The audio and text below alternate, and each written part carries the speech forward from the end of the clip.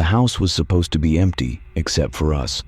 But at 9:47 p.m., I heard the basement door unlock from the inside. I wasn't looking for babysitting work that fall.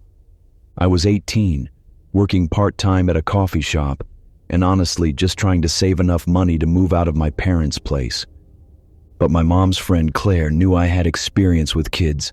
She called me one Thursday afternoon and said her usual sitter had backed out. She needed someone that night, just a few hours. Her daughter Emma was 8 years old. "Sweet kid," she said. "Easy bedtime."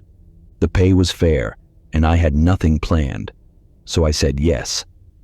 Claire's house sat at the end of a narrow street in Millbrook, a neighborhood I'd driven through but never really paid attention to. Older homes, tall trees, quiet, the kind of street where people keep to themselves. I pulled up around 6:30 p.m. Claire met me at the door, keys already in her hand. She looked rushed, makeup half done, purse slung over one shoulder. Emma was in the living room, coloring at the coffee table. She glanced up at me with big brown eyes and gave a shy wave. Claire walked me through the basics. Dinner was in the fridge. Bedtime at 9 o'clock. Emergency numbers on the counter. The usual. Then she paused near the hallway and pointed to a door tucked under the staircase. "That's the basement," she said. "It locks from the inside, but we never go down there. It's just storage. Old furniture, holiday stuff." I nodded. "Okay." She hesitated like she wanted to say more, then just smiled. "I'll be back by 11. Call if you need anything." And then she was gone. Emma and I had dinner together. Mac and cheese from a box.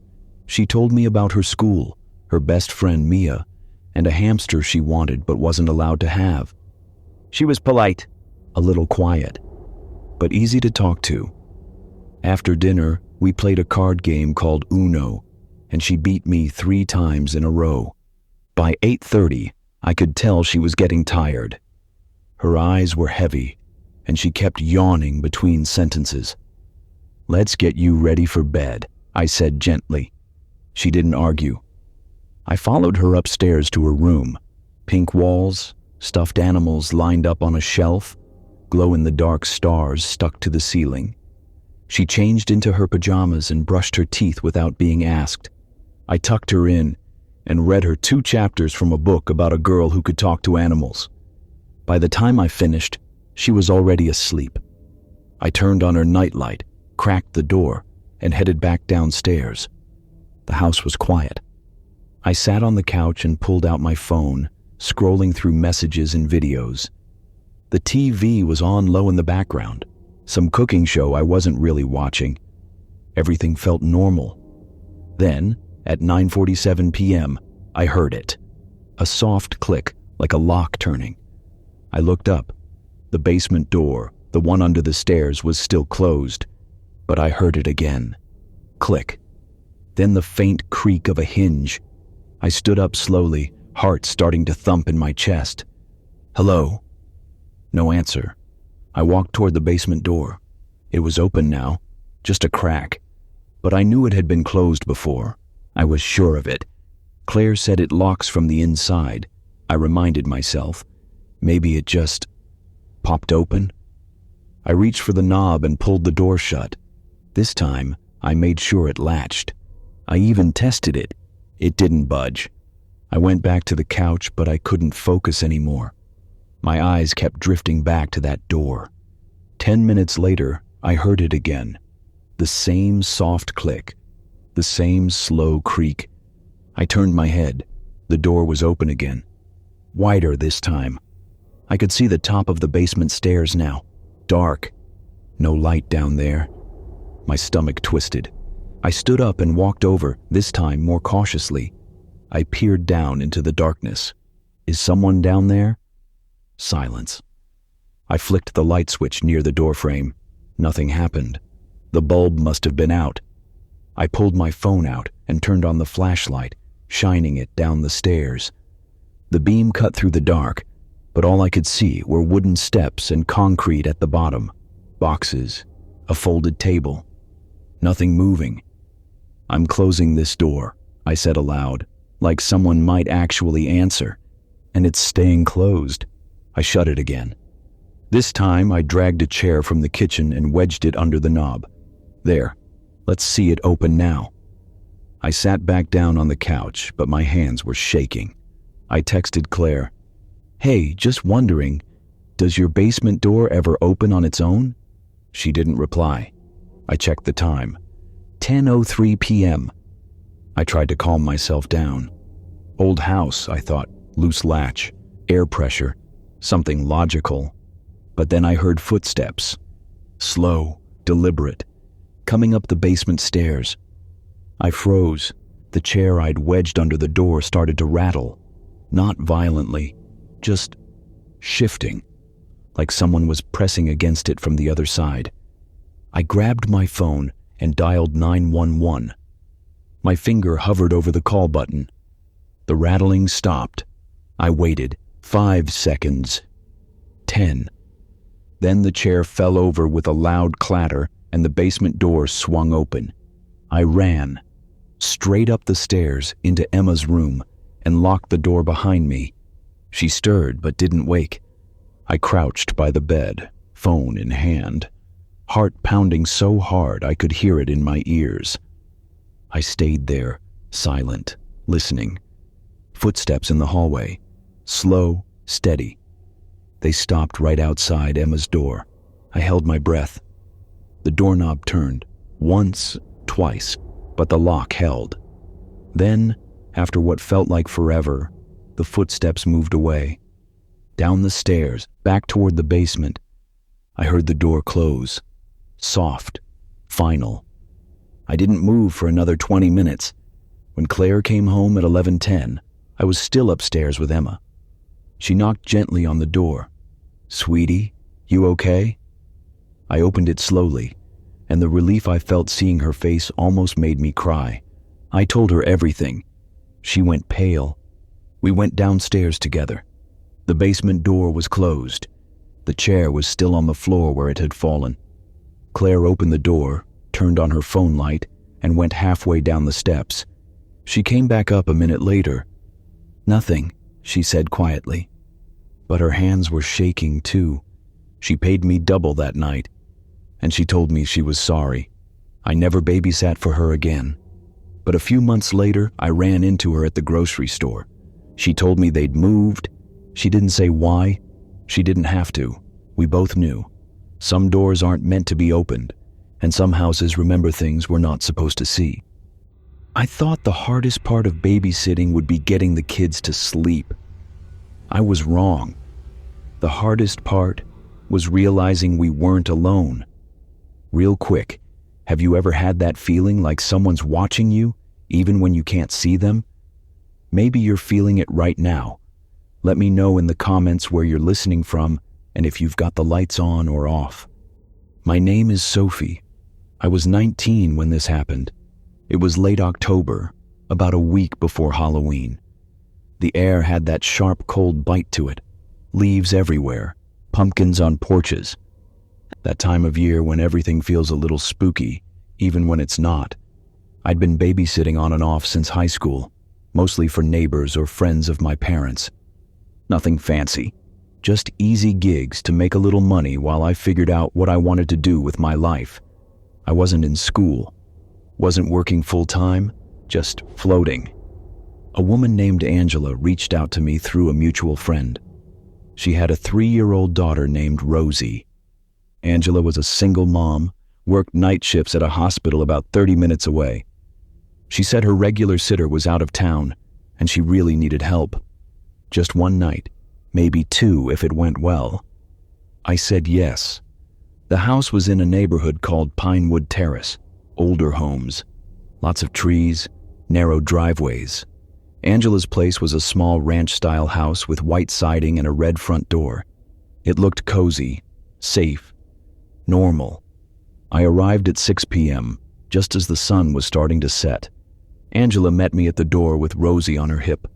Rosie had curly blonde hair and big blue eyes. She looked at me curiously, but didn't say anything. Angela was warm, but I could tell she was stressed. She talked fast, moving from room to room as she showed me around. Rosie's bedtime was 8 o'clock. Snacks were in the pantry, emergency numbers on the fridge. She pointed to a baby monitor sitting on the kitchen counter. "I keep this on at night," she said, "just in case she wakes up or needs something. The receiver stays down here with you. The camera's in her room." I nodded. Makes sense.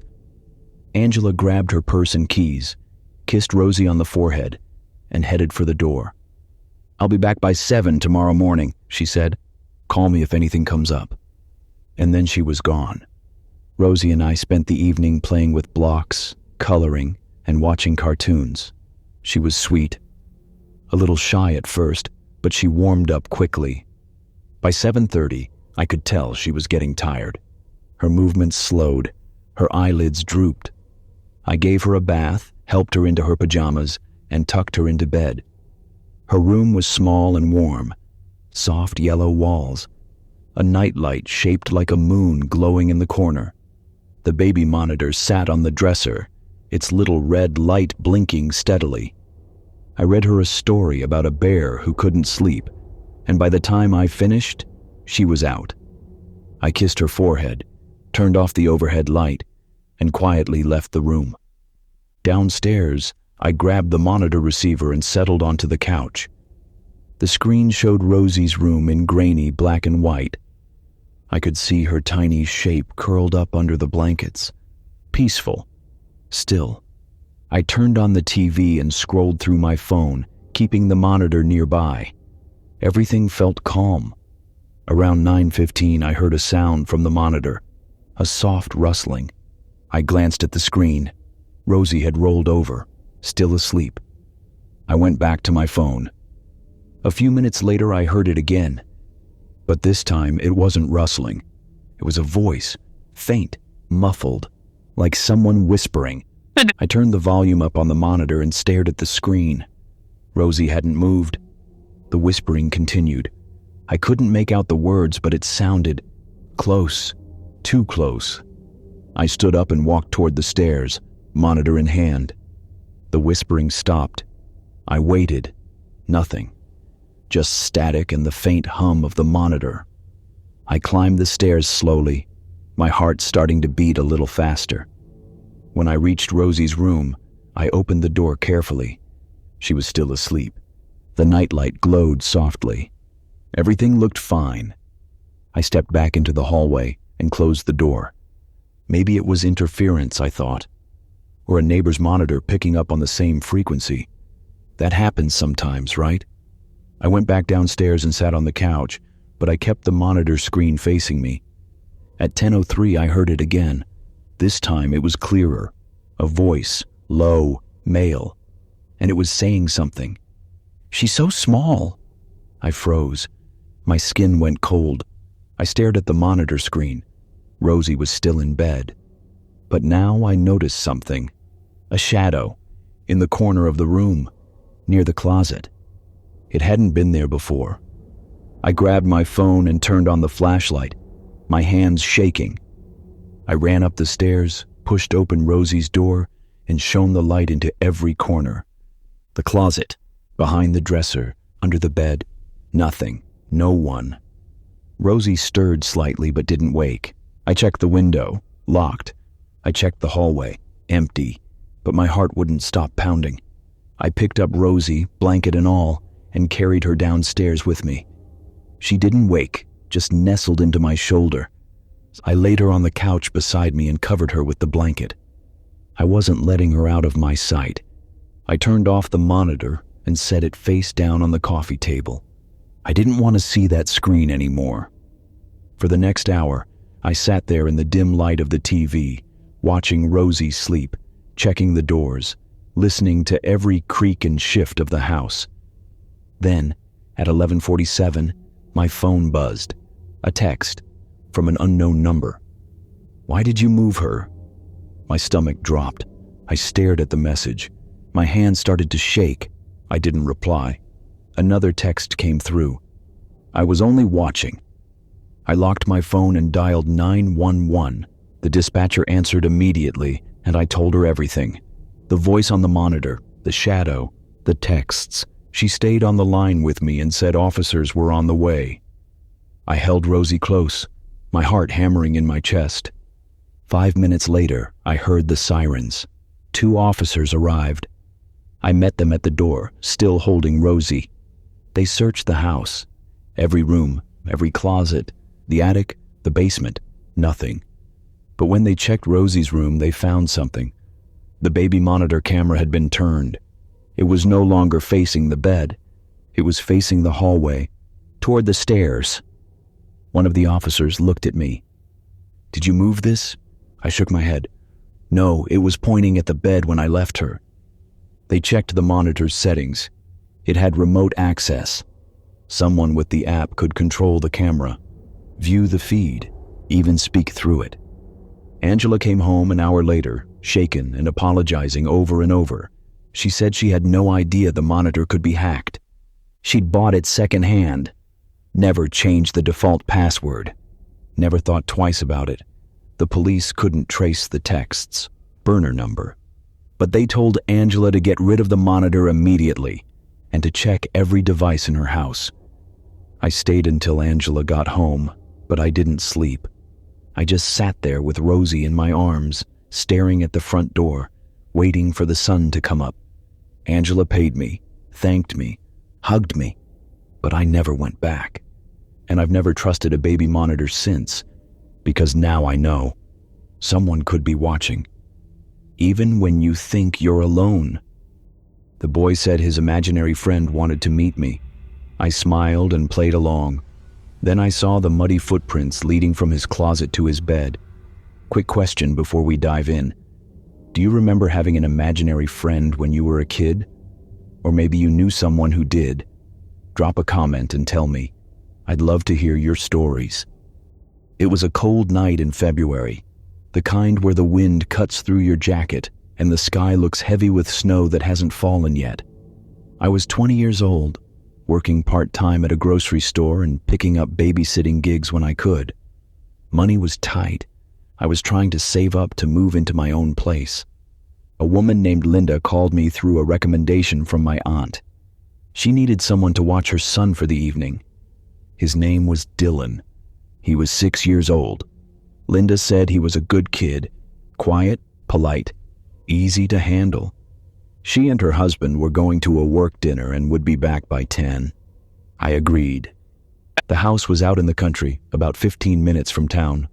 Long driveway, surrounded by fields and trees. No neighbors in sight. I pulled up around 5:30 p.m., and Linda met me at the door. She was dressed up, heels and a long coat, and she looked relieved to see me. Dylan stood behind her, peeking around her leg. He had dark hair and big, serious eyes. He didn't smile, just stared. "Hi, Dylan," I said, crouching down to his level. "I'm Sophie. I'm going to hang out with you tonight." He nodded but didn't say anything. Linda gave me the rundown. Dinner in the fridge, bedtime at 8. His room was upstairs, second door on the left. She paused before leaving and glanced at Dylan. "He has a pretty active imagination," she said softly. "He talks about an imaginary friend sometimes. A boy named Peter. Just go along with it if he brings it up." I smiled. "No problem." She kissed Dylan on the head and left with her husband. The house went quiet. Dylan and I had dinner together, chicken nuggets and carrots. He ate slowly, chewing each bite carefully, eyes fixed on his plate. I tried to make conversation. "What's your favorite subject in school?" "Reading." "Do you like to draw?" "Sometimes." "Do you have any pets?" "No." He wasn't rude, just distant. After dinner, we went into the living room. I suggested we watch a movie, and he picked something animated about robots. He sat on the far end of the couch, hugging a pillow. Halfway through the movie, he turned to me. "Do you want to meet Peter?" I smiled. "Sure, where is he?" Dylan pointed to the corner of the room, right there. I looked. There was nothing but a potted plant and a small side table. "Hi, Peter," I said, playing along. "Nice to meet you." Dylan's face stayed serious. He says hi back. I nodded and turned my attention back to the movie, but I noticed Dylan kept glancing at the corner, like he was watching something, or someone. At 7:45, I told Dylan it was time to get ready for bed. He didn't argue, just stood up and walked toward the stairs. I followed him up. His room was at the end of the hallway, small, neat. A twin bed against the wall, a bookshelf, a wooden toy chest, and a closet with folding doors slightly open. Dylan climbed into bed without being asked. I pulled the covers up to his chin and sat on the edge of the mattress. "Do you want me to read you a story?" He shook his head. "Peter reads to me." I smiled. "That's nice of him." Dylan looked at me, his expression unreadable. "He's not nice." My smile faltered. "What do you mean? He just isn't." I didn't know what to say to that. I patted his arm gently. "Well, you're safe. I'm right downstairs if you need anything." I turned on his nightlight, a small lamp shaped like a bear, and started to leave. "Sophie?" I stopped and turned back. "Yeah?" "Peter doesn't like it when people leave the closet open." I glanced at the closet. The doors were cracked, just a sliver of darkness visible. "Okay," I said. "I'll close it." I walked over and slid the doors shut.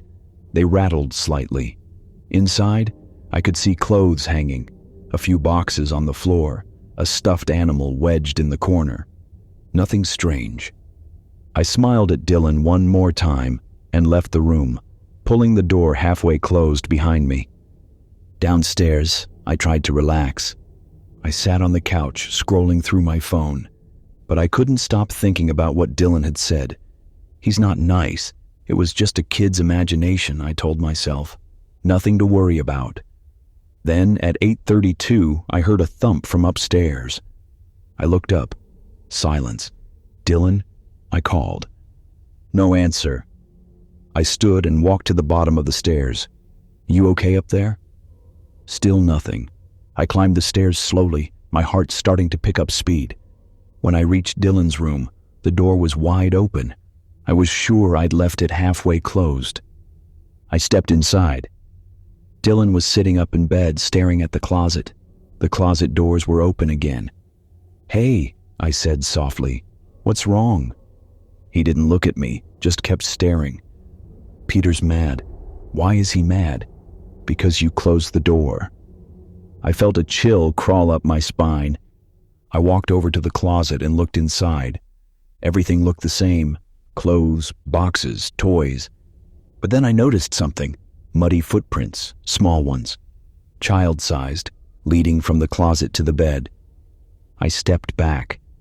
"Dylan," I said carefully, "did you go outside today?" "No." "Did you walk in the closet?" "No." I looked at the prints again. They were fresh, wet, like someone had just walked through mud. I crouched down beside Dylan's bed. "Dylan, who is Peter?" He finally looked at me. His eyes were glassy. "He used to live here." My throat tightened. "What do you mean?" "Before we moved in, he lived here with his mom, but she locked him in the closet, and he couldn't get out." I felt my pulse hammering in my ears. I reached for Dylan's hand. "Come on, let's go downstairs." He didn't argue. I picked him up, blanket and all, and carried him down to the living room. I kept the lights on, all of them. I tried calling Linda. No answer. I texted her. "Everything's fine, but Dylan's a little spooked. Call me when you can." I sat on the couch with Dylan curled up beside me, and I kept my eyes on the stairs. At 9:50, I heard it. Footsteps, slow, deliberate, coming from upstairs. I grabbed my phone and dialed 911. The dispatcher answered, and I whispered everything. The footprints, the sounds, the closet. She told me to stay on the line and that officers were on the way. The footsteps stopped at the top of the stairs. I held Dylan closer. Then, from the darkness of the hallway, I saw it. A shadow. Small, child-sized, standing at the top of the stairs, not moving, just watching. Dylan buried his face in my shoulder. "He's here," Dylan whispered. The shadow didn't move. It just stood there, silent, Still. Until the red and blue lights flooded through the front window. The moment the police knocked, the shadow was gone. They searched the house, found the footprints, checked the attic, the basement, the crawl spaces. Nothing. Linda and her husband came home, confused and shaken. I told them everything. Linda went pale. She admitted that the previous owners had lived there for years. A single mother and her son. The boy had died in the house. An accident, they said. But Linda never told me. She thought it didn't matter. I left that night and never went back. Dylan's family moved out 3 months later. I don't know if Peter stayed. But I do know this. Some imaginary friends aren't imaginary at all. She told me her parents would be home by midnight. But when I called the number she gave me, a stranger answered and said no one by that name had ever lived there. Before we go further, I want to ask you something. Have you ever accepted a job or an offer from someone you didn't really know? Maybe it turned out fine. Maybe it didn't. Let me know in the comments. I think we've all been there. I should have trusted my gut. That's the lesson I learned that night. But when you're 21, broke, and desperate for rent money, you ignore the small voices telling you something's off. This was back in the spring of 2019. I was living in a tiny apartment in a town called Riverside, about an hour outside of Portland. I'd been babysitting since high school, and it was one of the only ways I could make quick cash between shifts at the diner where I worked. Most of my gigs came from word of mouth or local parent groups online, but this one was different. I got a message on a babysitting app I'd signed up for a few months earlier. The user's name was just M. Cunningham. No profile picture, no reviews. The message was short. Hi, need a sitter for tomorrow night. 2 kids, ages 5 and 7. $25 an hour. 6 p.m. to midnight. Let me know if you're available. $25 an hour was way more than I usually made. I was suspicious at first. But I checked the app's guidelines, and everything seemed legitimate. The account had been active for a few months. The payment would go through the app itself, so I figured it was safe. I replied, "Hi, yes, I'm available. Can I get the address and any details about the kids?" The response came fast. Address is 712 Harmony Lane. Kids are Ethan and Lily. Ethan is 7, Lily is 5. Both are easy. Dinner will be ready. Bedtime is 8:30. I'll leave a note with everything you need. I plugged the address into my phone. It was only 15 minutes away. A quiet neighborhood on the east side of town. I didn't see any red flags, so I said yes. The next evening, I drove over just before 6. Harmony Lane was a narrow street lined with older homes, big front yards, tall trees. It was the kind of street that felt sleepy, forgotten. Number 712 was a 2-story house with faded blue paint and a sagging front porch. The lawn was overgrown, and the mailbox leaned to one side. It didn't look abandoned, but it didn't look lived in either. I parked on the street and checked my phone. No new messages. I walked up to the front door and knocked. No answer. I waited, then knocked again. Still nothing. I tried the handle. It was unlocked. I hesitated. "Hello?" I called, stepping inside. The house was dim. Heavy curtains blocked most of the light. The air smelled stale, like dust and something faintly sweet. There was a staircase directly ahead and a hallway to the right, leading toward what looked like a kitchen. I called out again. "Hi, it's Sophie, the babysitter." Silence. Then I heard a voice from upstairs. Small, childlike. "We're up here." I exhaled. Okay, I thought. The parents must have already left. I climbed the stairs slowly. The steps creaked under my weight. At the top, there was a narrow hallway with 3 doors. 2 were open. 1 was closed. I walked toward the first open door. Inside was a small bedroom. A boy sat on the floor, playing with toy cars. He had dark hair and wore a striped shirt. He looked up at me and smiled. "Hi, I'm Ethan." "Hi, Ethan. I'm Sophie." He went back to his cars. I walked to the next room. A little girl sat on a bed, coloring in a book. She had pigtails and a pink dress. "You must be Lily." She nodded without looking up. "Okay," I said. "Where are your parents?" "They left," Ethan called from the other room. "Did they leave a note?" I asked. "On the kitchen table," Lily said softly. I went back downstairs and into the kitchen. The table was small, cluttered with mail and old newspapers. In the center was a handwritten note on a torn piece of lined paper. "Sophie, thanks for coming. Dinner's in the fridge. Bedtime 8:30. We'll be back by midnight. Call if you need anything. M." Below that was a phone number. I folded the note and put it in my pocket. Something about the house still felt wrong, but I couldn't place it. I opened the fridge. Inside were 2 plates covered in plastic wrap. Sandwiches and apple slices. I brought them upstairs. Ethan and Lily ate quietly in Lily's room while I sat on the floor with them. They were polite, calm, almost too calm. "Do you guys go to school around here?" I asked. Ethan nodded. "Lincoln Elementary. That was the school a few blocks away. It checked out." "What grade are you in?" "Second," he said. "Lily?" She looked at me with big blank eyes. "Kindergarten." I smiled. "Cool." After dinner, we played a board game. Then I helped them brush their teeth and get into their pajamas. By 8:30, they were both in bed. I read them a short story, turned on a nightlight in each room, and went back downstairs. The house was too quiet. No hum of appliances, no ticking clock, just silence. I sat on the couch and pulled out my phone. It was 8:47. I decided to text the number from the note. "Hi, this is Sophie. Just letting you know the kids are asleep. Everything's going well." I waited. No response. 10 minutes passed, then 20. At 9:15 I tried calling. The phone rang 4 times, then someone picked up. A man's voice, gruff, confused. "Yeah? Hi, is this Mr. Cunningham?" "Who?" "I'm the babysitter. For Ethan and Lily?" There was a long pause. "Lady, I don't know what you're talking about." My stomach dropped.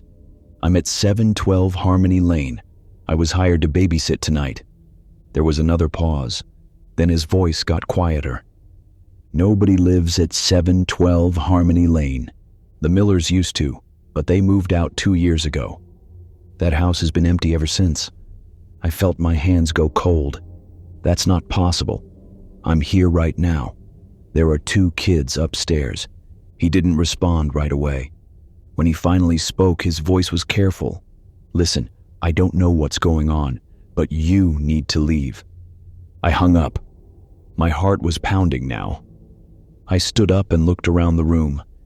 Everything felt wrong. The dust on the shelves, the smell, the way the furniture looked like it hadn't been touched in years. I walked to the front door and tried the handle. It didn't turn. I twisted harder. Nothing. It was locked. From the outside. I ran to the back door in the kitchen. Same thing. Locked. I tried the windows. All of them. Stuck. Painted shut. I pulled out my phone and dialed 911. The dispatcher answered. "What's your emergency?" "I'm trapped in a house. I was hired to babysit, but something's wrong. The doors are locked. I can't get out." "What's your location?" 712 Harmony Lane. I heard typing. Then a pause. "Ma'am, that property is listed as vacant." "I know. That's what someone just told me. But I'm inside. And there are 2 kids here. Stay on the line. Officers are on the way." I sat on the floor, phone pressed to my ear. That's when I heard the footsteps. Slow. Coming down the stairs. I looked up. Ethan and Lily stood at the bottom of the staircase, side by side, staring at me. Their faces were blank. "You shouldn't have called," Ethan said. Lily tilted her head. "Now you can't leave." The police arrived 6 minutes later. They had to break the front door open. When they came inside, I was still sitting on the floor, shaking. Ethan and Lily were gone. The officers searched the entire house, every room, every closet, the attic, the basement. No one. But in the kitchen, they found something. 2 plates, the ones I'd brought upstairs, still wrapped in plastic, untouched, covered in a thick layer of dust. The app account that messaged me, it was deleted. No trace, no record of payment, no way to track who had made it. I don't babysit anymore, and I don't ignore my gut, because that night taught me something I'll never forget. Not every job is what it seems, and not every house is really empty. The power went out at exactly 9:13 p.m. When it came back on, there were wet footprints leading from the front door to the room where I was hiding with the children. Before we wrap up this collection, I want to hear from you one more time. Have you ever been in a situation where the lights went out at the worst possible moment? Tell me about it in the comments. And if you've made it this far, thank you for listening. It was the middle of March, a Tuesday night. I was 18, still living at home, and trying to save money for college in the fall. Babysitting had become my main source of income. I wasn't picky about the jobs. As long as the family seemed normal and the pay was fair, I said yes. A neighbor 2 streets over, a woman named Karen, asked if I could watch her daughter while she attended a work event downtown. Her name was Ava. She was 9 years old. I'd seen Ava around the neighborhood before. Blonde ponytail, bright smile. Always riding her bike or drawing with chalk on the sidewalk. Karen said it would be an easy night. Ava was responsible for her age. Dinner was already made. Bedtime was 9. Karen would be home by 11. I agreed. That evening I walked over to their house just after 6. The sky was already dark. Heavy clouds rolled in from the west. The air smelled like rain. Karen met me at the door, pulling on her coat. "Storm's supposed to hit tonight," she said, glancing at the sky. "If the power goes out, there's a flashlight in the kitchen drawer and candles under the sink." "Okay," I said. She gave me her cell number, kissed Ava on the forehead, and left. Ava and I had dinner together, spaghetti and garlic bread. She talked about school, her favorite books, and a new video game she wanted. She was sweet, easy to talk to. After dinner, we played a card game at the kitchen table. Around 7:30, the wind started to pick up. I could hear it rattling the windows. The branches of the big oak tree in the backyard scraped against the side of the house. Ava looked toward the window. "I don't like storms," she said quietly. "It's okay," I told her. "We're safe inside." She nodded, but I could see the worry in her eyes. By 8 o'clock, the rain started. Not a gentle drizzle, a downpour, heavy, loud, the kind that drums against the roof and makes it hard to hear anything else. Ava sat closer to me on the couch. We put on a movie, something animated and cheerful, trying to drown out the sound of the storm. But the wind kept howling, and the lights flickered. Once, twice. Then, at exactly 9:13 p.m., everything went dark. The TV cut off. The hum of the refrigerator stopped. The house fell into complete silence, except for the storm outside. Ava grabbed my arm. "Sophie, I'm right here," I said, keeping my voice calm. "It's just the power. It'll come back on." I pulled out my phone and turned on the flashlight. The beam cut through the darkness, casting long shadows across the walls. "Stay here," I told her. "I'm going to get the flashlight from the kitchen." I walked slowly, phone in hand, and found the drawer Karen had mentioned. Inside was a large black flashlight. I clicked it on. The beam was stronger, brighter. I grabbed the candles from under the sink and brought them back to the living room. I lit 3 and placed them on the coffee table. The warm glow made the room feel a little less scary. Ava sat with her knees pulled up to her chest, watching the shadows dance on the walls. "When will my mom be home?" she asked. "Soon," I said. "Maybe an hour." She nodded but didn't look convinced. I sat beside her and put my arm around her shoulders. "We'll be fine. Just a little storm." Then we heard it. A loud bang.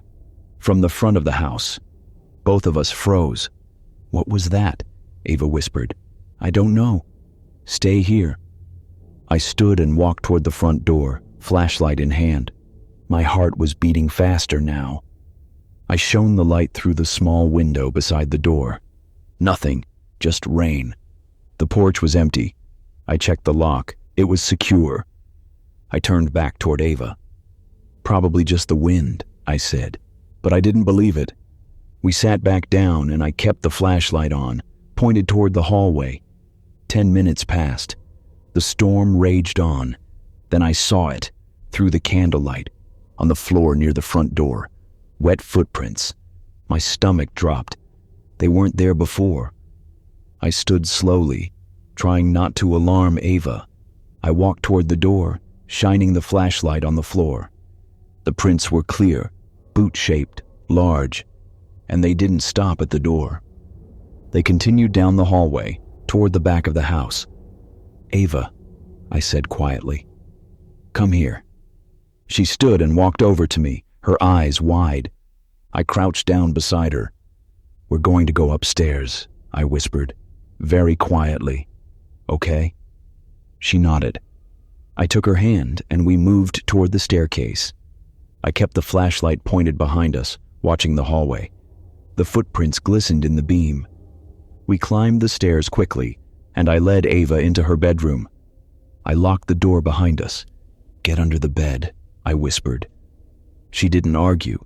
She crawled underneath and I joined her, pulling the blankets down to hide us. I pulled out my phone and dialed 911. My hands were shaking. The dispatcher answered. "What's your emergency?" "Someone's in the house," I whispered. "I'm babysitting. We're locked in a bedroom upstairs." "What's your address?" I gave it to her. "Are you safe right now?" "I don't know." I saw footprints, wet footprints. Someone came inside. "Stay on the line. Officers are on the way." I held the phone close, my other hand gripping the flashlight. Ava pressed against me, trembling. We waited. The house was silent except for the rain. Then I heard it. Footsteps. Slow, deliberate, coming up the stairs. They reached the top and paused. Then they moved down the hallway. Closer, closer. They stopped outside Ava's door. The handle jiggled. Once, twice. I held my breath. Ava squeezed my hand so tight it hurt. The person on the other side didn't speak, didn't knock, just stood there, testing the lock. Then, after what felt like forever, the footsteps moved away. Back down the hall, down the stairs. I heard the front door open, then close. The dispatcher's voice came through the phone. "Ma'am, are you still there?" "Yes," I whispered. "I think they left." "Stay where you are. Officers are pulling up now." Moments later, I heard the sirens. Red and blue lights flashed through the bedroom window. I crawled out from under the bed and looked outside. 2 police cars, officers running toward the house. I unlocked the door and carried Ava downstairs. The officers searched the house, the backyard, the surrounding area. They found the wet footprints. They found the back door slightly open, but no one was there. Karen came home 20 minutes later, shaking and pale. She held Ava and cried. She thanked me over and over. The police said it was likely someone looking for shelter from the storm, or an opportunist who saw the power go out and took a chance. They never caught him, but they did find something. In the mud outside the back door, a single boot print, same size as the ones inside, and next to it, pressed into the wet earth, was a handprint. Small, smudged. Like someone had been crouching there, watching, waiting. I didn't babysit for a long time after that, and I still don't like storms, because now I know. Darkness doesn't just hide what's outside. Sometimes it hides what's already inside with you. Thank you for listening to all 5 stories. I hope they gave you just the right amount of chills without keeping you up all night. If you made it this far, you're the real MVP. Drop a comment. Let me know which story got to you the most, and I'll see you in the next one. Stay safe out there.